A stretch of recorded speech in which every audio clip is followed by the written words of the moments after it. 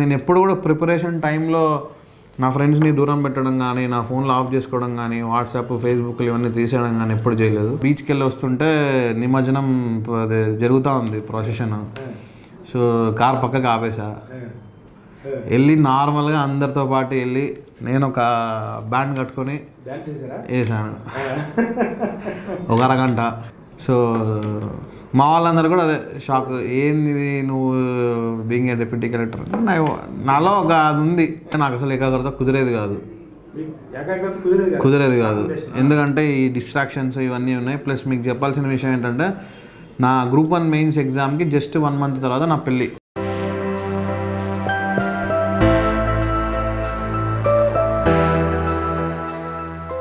నేను ఒక normal common స్టూడెంట్ని. ఇంకా చెప్పాలంటే ఇంకా నాలో అపార్ట్ ఫ్రమ్ ఎడ్యుకేషన్ ఉన్న యాంగిల్సే ఎక్కువ ఉన్నాయి. నేను ఎక్కువ ఎక్స్ట్రా కరిక్యులర్ యాక్టివిటీస్లో నేను పార్టిసిపేట్ చేసి, అది మామూలు క్విజ్లు, ఎస్ఏ కాంపిటీషన్లు ఇట్లాంటి వాటిలో పార్టిసిపేట్ చేసేవాడిని కాలేజ్లో. మళ్ళీ బయట సినిమాలు ఎక్కువ చూసేవాడిని. ఎవరి సినిమాలు అంటే ఇంకా అలా అంటే ఇంజనీరింగ్ డేస్లో ఉన్నప్పుడు ఒక హీరో సినిమా అనేది లేదు. ప్రతి ఫ్రైడే కొత్త సినిమా పడితే మనం. మొన్న మీ ఫొటోస్, పాత ఫొటోస్లో ఒక దగ్గర చూసాను, మీరు ఏదో సినిమా విడుదలకి ఫోటోతో, మీ ఫోటోతో ఒక ఫ్లెక్సీలో మగధీర సినిమా అప్పుడు రిలీజ్. ఫ్లెక్సీలో మీరు ఎందుకున్నారు? నేనే ఇచ్చాను సార్ ఫ్లెక్సీ. అది రాజమౌళి మీద పేజా లేకపోతే? కాదు, అదేంలా జస్ట్ ఏదన్నా విచిత్రంగా ఏదో చేయాలనే క్రేజీ థాట్స్ అంతే, ఆ ఏజ్లో వచ్చే క్రేజీ థాట్స్. సో అప్పుడే అంటే నేను మీకు చెప్పాను ఇందాక, నేను ఇంటర్మీడియట్ వరకు కొంచెం ఇంట్రోవర్ట్గా ఉంటేనే. సో సడన్గా ఫ్రీడమ్, ఇంకా ఇంజనీరింగ్, సో ఇదంతా నేను రివర్స్ అయిపోయాను అనమాట. From being an introvert to become an extrovert. అందరితో మాట్లాడడము, కలిసిపోవడము, అందరికీ నేనే సెంటర్ ఆఫ్ అట్రాక్షన్గా ఉండడం. సో ఇట్లా ఎక్కడన్నా అప్పుడే నేను నా లైఫ్లో ఫస్ట్ సెకండ్ షో చూసిందే నేను ఇంజనీరింగ్లో ఉన్నప్పుడు. సో అప్పటి వరకు నేను నా సెకండ్ షో అనే సినిమా ఎరగను నేను. సో ఆ సెకండ్ షోల నుంచి మెల్లిగా బెనిఫిట్ షోలు, సో అక్కడ ఫ్యాన్స్, హంగామా, దాంట్లో నేను కలిసిపోవడం. మామూలు మన బెనిఫిట్ షోస్, మన చిరంజీవి గారు కానీ, పవన్ కళ్యాణ్, ఎన్టీఆర్, అందరి బెనిఫిట్ షోలకి వెళ్ళేవాళ్ళం. అన్నిట్లో ఎంజాయ్ చేసేవాళ్ళం.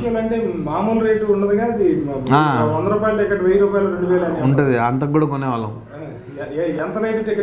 500కి కొన్నాం. మన శంకర్ దాదా జిందాబాద్ సినిమాకి 500కి కొని, అప్పుడు ఎంత 15-17 ఉంటుంది టికెట్. సో 500కి కొని ఒక 10 మందిమే అలా వెళ్ళాం. సో మగధీరాకి ఇంకా కొంచెం కొత్తగా ఏమైనా చేయాలనిపించింది. సో ఫ్లెక్సీ నాకు అప్పుడు కాలేజ్లో కొంచెం పోస్టర్ ప్రజెంటేషన్ దీంట్లో కొంచెం మంచి అవగాహన వచ్చింది. సో ఆ క్రియేటివిటీని అంతా యూజ్ చేసి ఒక ఫ్లెక్సీ డిజైన్ చేశాను నేనే. సో దాంట్లో మా ఫ్రెండ్స్ ఫొటోస్ నావి, పైన ఒక క్యాప్షన్ కూడా రాసిచ్చారు. క్యాప్షన్ ఏంటంటే అప్పుడే ఒక 1 వీక్ 10 days ముందు మైకేల్ జాక్సన్ ఎక్స్పైర్ అయ్యారనమాట. సో ఏదైనా క్యాప్షన్ రాయాలి క్యాచీగా అని చెప్పి ఒక క్యాప్షన్ రాశాను. మైకేల్ జాక్సన్ లేని లోటు ప్రపంచానికే, ఆంధ్రదేశానికి కాదు. రామ్ చరణ్ ఉన్నాడు కదా మనకు అని. సో అలా ఒక క్యాప్షన్ పెట్టి ఒక పెద్ద ఫ్లెక్సీ, అది ఆల్మోస్ట్ ఆల్ 20x16.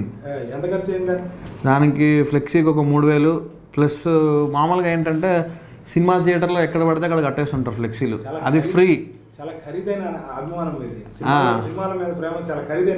ప్రేమ. ఇంకొకటి ఏంటంటే మామూలు ఫ్లెక్సీలు ఎక్కడ పడితే అక్కడ కట్టేస్తుంటారు. సో అక్కడ కడితే 1 వీక్ 10 daysకి తీసి పడేస్తారు వాటిని. నేనేమనుకున్నా అంటే నా ఫ్లెక్సీ సినిమా 100 రోజులు ఆడేంత వరకు ఉండాలి అనుకున్నా. అది మొత్తం మీరే ఖర్చు పెట్టారు దానికి? లేదు, మా ఫ్రెండ్స్ కూడా కాంట్రిబ్యూషన్ చేశారు.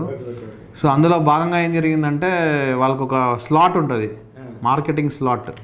సో అక్కడ పెట్టుకోవాలంటే ఫ్లెక్సీ వాడికి మంత్లీ 2000 రూపీస్ ఛార్జ్ చేస్తాడు. సో అక్కడే వేయించాను నేను.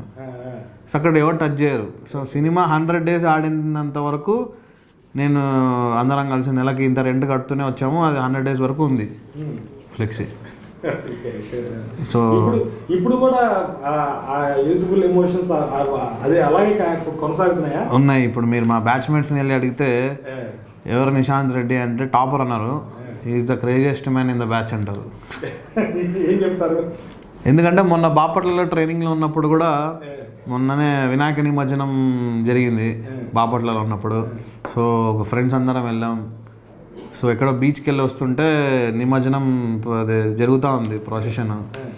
సో కార్ పక్కకి ఆపేసా, వెళ్ళి నార్మల్గా అందరితో పాటు వెళ్ళి నేను ఒక బ్యాండ్ కట్టుకొని వేసాను ఒక అరగంట. సో మా వాళ్ళందరూ కూడా అదే షాక్, ఏంది నువ్వు బీయింగ్ ఏ డిప్యూటీ కలెక్టర్. నాలో ఒక అది ఉంది, చిన్నతనం. సో అలా. సో అందుకే నేను చెప్పేది ఏంటంటే ఏం స్పెషల్ క్వాలిటీస్ ఉండదు, మనం కూడా నార్మల్గానే ఉండొచ్చు. ప్లస్ నేను ఎప్పుడు కూడా ప్రిపరేషన్ టైంలో నా ఫ్రెండ్స్ని దూరం పెట్టడం కానీ, నా ఫోన్లో ఆఫ్ చేసుకోవడం కానీ, వాట్సాప్ ఫేస్బుక్లు ఇవన్నీ తీసేయడం కానీ ఎప్పుడు చేయలేదు. కానీ అది సాధ్యం కాదేమో కదా, కొంతకాలమైనా ఎగ్జామ్స్ ముందు ఒక 3-4 నెలలైనా అన్ని. అవునవును. యాక్చువల్గా ఏంటంటే కొంచెం వాట్సాప్ ఫేస్బుక్ కొంచెం డిస్ట్రాక్షన్ అవి, కానీ కొంచెం ఒక టైం పెట్టుకోవాలి. మీకు ఏకాగ్రత అనేది ఎలా పాసిబుల్ అయింది? ఎన్ని విషయాల మధ్యలో ఇప్పుడు మళ్ళీ బుక్స్ దగ్గరికి వెళ్తే ఇవన్నీ వదిలేసి మళ్ళీ చదువులోకి వెళ్ళటం అనేది షిఫ్ట్ కావడం. అది మీకు ఒక చిన్న సంఘటన చెప్పాలి. ఏంటంటే నాకు అసలు ఏకాగ్రత కుదిరేది కాదు. కుదిరేది కాదు ఎందుకంటే ఈ డిస్ట్రాక్షన్స్ ఇవన్నీ ఉన్నాయి. ప్లస్ మీకు చెప్పాల్సిన విషయం ఏంటంటే నా గ్రూప్ 1 మెయిన్స్ ఎగ్జామ్కి జస్ట్ 1 మంత్ తర్వాత నా పెళ్ళి. సో ఇంక పెళ్ళి హంగామా ప్రిపరేషన్స్ అవన్నీ ఉంటాయి కదా. సో అవన్నీ కూడా వెడ్డింగ్ కార్డ్స్, దాంట్లో ఏం కొట్టించాలి, ఏ కలర్, ఏ సెలెక్షన్, డ్రెస్ ఏంటి, అదేంటి, ఇవన్నీ కూడా ఎగ్జామ్ ప్రిపరేషన్ అప్పుడు నాకు మాటలు చుట్టూ. ఇంక అసలు నాకు కాన్సన్ట్రేషన్ చేయడానికి ఎన్ని డిస్ట్రాక్షన్స్ ఉన్నాయో అన్ని డిస్ట్రాక్షన్స్ మీదే కదా పెళ్ళి, నాదే మరి అన్ని డిస్ట్రాక్షన్స్ ఉన్నాయి. సో అప్పుడు నేను ఇంకా ఏం చేసామనంటే నేను చెప్పినా మా ఇంట్లో, నన్ను దయచేసి ఇంక నన్ను ఏం అడగకండి, మీకు ఎలా వస్తే అలా చేయండి, నచ్చితే అలా చేయండి. నేను ఒక రూమ్లోకి వెళ్ళిపోయి ఇంకా బంధించుకొని నేను దాని తర్వాత కొద్దిసేపు చదివిన తర్వాత ఒక 10 నిమిషాలకి మనసు అలా అలా అలా వెళ్ళిపోయేది పక్కకి, డైవర్షన్స్.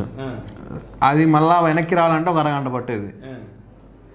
సో ఏంటి ఇది కరెక్ట్ కావట్లేదు, మనం కరెక్ట్ దారిలో పోవట్లేదు అని చెప్పిన తర్వాత నాకు ఒక రోజు ఒక ఆలోచన వచ్చింది, ఇప్పుడు దీన్ని కంట్రోల్ చేయాలంటే మనకు అసాధ్యం అని చెప్పేసి నేనేం చేశానంటే మా అమ్మకి చెప్పా, గట్టిగా నేను చదువుతూ ఉంటాను పైకి, సౌండ్ ఆగితే లోపలికి వచ్చి అరువు అని చెప్పా.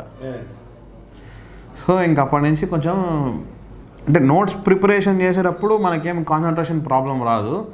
దాన్ని మనం ఎప్పుడైతే చదువుతూ ఉంటామో అప్పుడు కాన్సన్ట్రేషన్ ప్రాబ్లం వస్తుంది. ఏదైనా పని చేస్తున్నప్పుడు ఫోకస్ ఏమి ఉండదు, ప్రాబ్లం ఉండదు.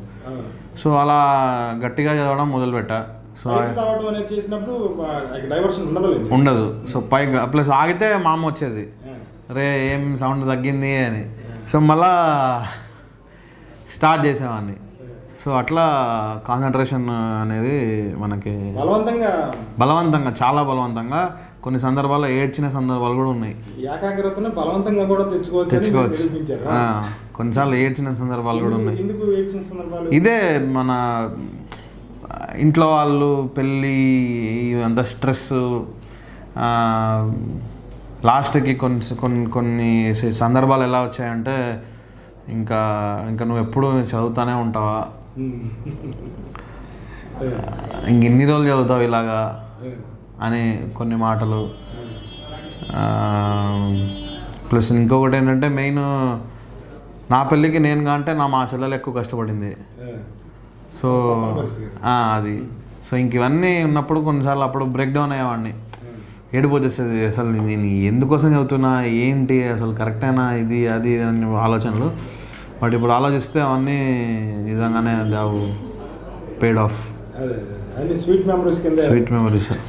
ఇప్పుడు దాదాపు ఒక 7-8 సంవత్సరాల పాటు ఈ వివిధ దశల్లో పరీక్షలు రాస్తూ బ్యాంక్ ఎగ్జామ్స్ కానీ, సివిల్స్ కానీ, గ్రూప్ కానీ చాలా పరీక్షలు రాశారు కదా.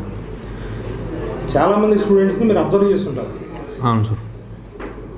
ఒక లక్ష్యం కోసం ఆ జర్నీలో వాళ్ళు చాలామంది మీరు అబ్జర్వ్ చేసిన స్టూడెంట్స్లో వాళ్ళలో ఉన్న లోపాలు మీరు ఏం గుర్తించారు? ఇలాంటి ఆసక్తికరమైన వీడియోల కోసం రైట్ చాయిస్ ఇండియా ఛానల్ను ఇప్పుడే సబ్స్క్రైబ్ చేయండి.